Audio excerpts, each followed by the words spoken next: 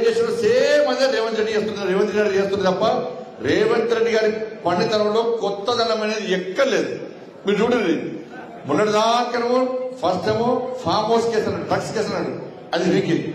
తర్వాత phone tapping case అన్నారు, అది వీకింది, వాళ్ళు రాలే. ఇక కాళేశ్వరం కేసు అన్నారు, అది పోయింది, వాళ్ళు రాలే. మళ్ళీ ఒక్కొక్క కేసు తీసుకొస్తాడు, మళ్ళీ కనబడదు.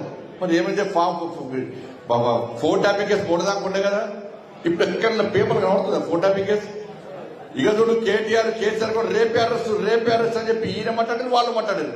మళ్ళా 15 రోజుల నుంచి ఫోన్ ట్యాపింగ్ కేసు లాపత్ అరెస్ట్ ఉష్కా క్యాప్ ఇక మనుషులు ఫోన్ ట్యాపింగ్ ఎవరు మాడుతున్నారు, ఇక బంద్. ఇక మళ్ళీ చేసినప్పుడు దావోస్ స్టార్ట్ అయింది. ఇక ఈ దావోస్ అని మళ్ళీ 15 రోజులు దావోస్. ఎందుకంటే ఫస్ట్ కాళేశ్వరం రాగానే కేసీఆర్ ఢిల్లీ పైసలు పంపాడు.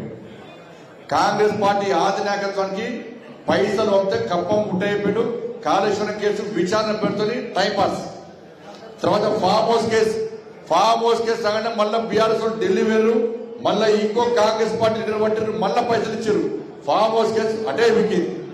తర్వాత మళ్ళీ డ్రగ్స్ కేసు వచ్చింది, డ్రగ్స్ కేసు రాగానే మళ్ళీ ఢిల్లీ వేరు, మళ్ళీ పైసలు అప్పైపోయారు, డ్రగ్స్ కేసు అటే వికింది. ఇప్పుడు మొదలాక ఫోన్ ట్యాపింగ్, మళ్ళీ 15 రోజులు ఫోన్ ట్యాపింగ్ లేదు. అరే ఫోన్ ట్యాపింగ్ చేసుకొని లోపడేయాలని చెప్పి మేమంటుంటే ఆధారాలు ఉన్నాయని చెప్పి మీరన్నారు. ఇలా ఎందుకు కోరుతలేరు కదా, ఎందుకు మాడతలేరు కదా, దాని గురించి వేరు. ఇక మళ్ళా మధ్యలో వచ్చింది ఈ ఫార్ములా కార్ రేస్ వచ్చింది. ఈ కేసు రేపు అరెస్ట్ ఈ ఫార్ములా కేసులో ఈ అరెస్ట్ తప్పదని టీవీలో చచ్చిపోతున్నారు, బ్రేకింగ్ పెట్టలేక చచ్చిపోతున్నారు. పేపర్లో ఫ్రంట్ పేజ్ చేస్తారు, బ్రేకింగ్ ఇస్తారు, 2 రోజులు అదే బ్రేకింగ్ నడుస్తుంది. ఇక మళ్ళీ తెల్లారి మళ్ళీ కనబడేది, వాళ్ళు మాట్లాడరు, వీళ్ళు మాట్లాడరు.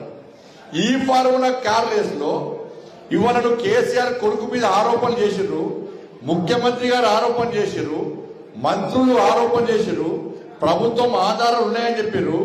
ఆధారాలు ఉన్న తర్వాత కేసీఆర్ కొడుకును అరెస్ట్ చేయడానికి మీకున్న ఇబ్బందులేది. మళ్ళా మొన్న ఢిల్లీ వెంట మళ్ళీ పైసలు తెచ్చండి.